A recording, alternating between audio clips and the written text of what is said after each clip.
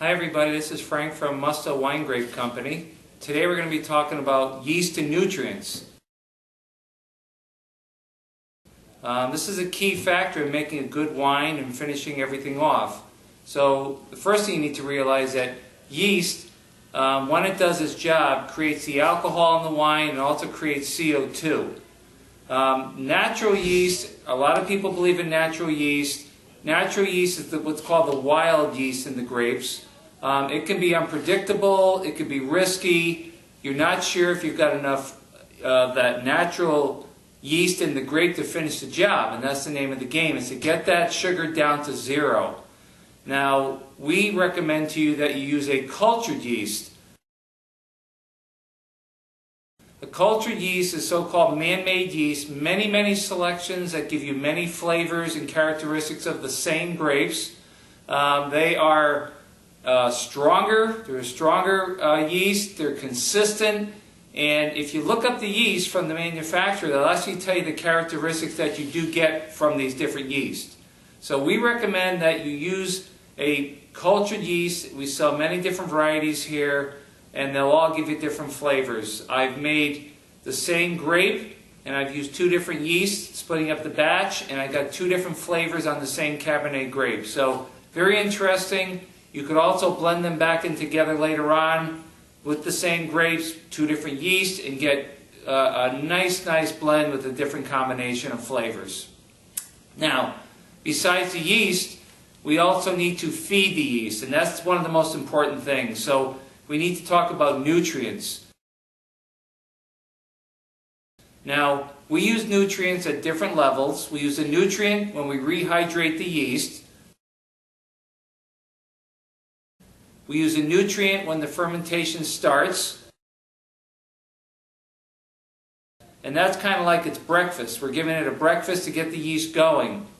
And then when our sugar drops about 1/3, we give it another nutrient that will be like its protein bar for the day. That should help it finish off strong. So very critical that the yeast get the proper nutrients. We will recommend the nutrients for you. We'll tell you how much to put in at those different phases. We'll help you select your different yeast also, depending on the grapes that you're making. If you don't follow that protocol, if you don't use that cultured yeast, if you don't use nutrients, you're going to end up with something called a stuck fermentation. A stuck fermentation is a winemaker's nightmare. It's when you get your grapes to not finish off. So you're fermenting, and instead of getting down to 0 Brix, you might get down to 2, 5. I've had some stuck as high as 10 with some of the customers. And we can get it to finish off, but it's an extra protocol, which is something we all like to avoid. Just want to go over some of the reasons why you'd have a stuck fermentation. One of the big things is temperature. If your temperature is too high or too low, you can kill or stun the yeast. So when we recommend a yeast to you, we'll tell you the temperature range that you should be fermenting within. The next biggest reason for a stuck fermentation is if your sugar or your Brix is too high when you buy those grapes, and your yeast isn't capable of handling that level, and you're trying to ferment something that has, say, 30 Brix, you're going to end up beating the yeast will die off, and you end up with sugar in the wine. So you end up with a semi-sweet wine, probably something you're not looking for. So very important that we adjust our sugar levels to a reasonable level before we pitch our yeast. Another reason would be your pH level. If your pH is below 3.0, you might have trouble getting that fermentation started. Another reason for stuck fermentation is what we just talked about, lack of nutrients. If you don't put nutrients in, you will end up causing that yeast to struggle. And if it struggles, you'll actually not only get a stuck fermentation, but you'll get some off odors coming off the wine. Another reason for a stuck fermentation, if your grapes have, or you've put in yourself too much SO2, the yeast won't be able to handle that level. So we try to start off with a very low level of SO2 before we pitch our yeast. Lack of oxygen is another reason. If you don't do a lot of punch downs,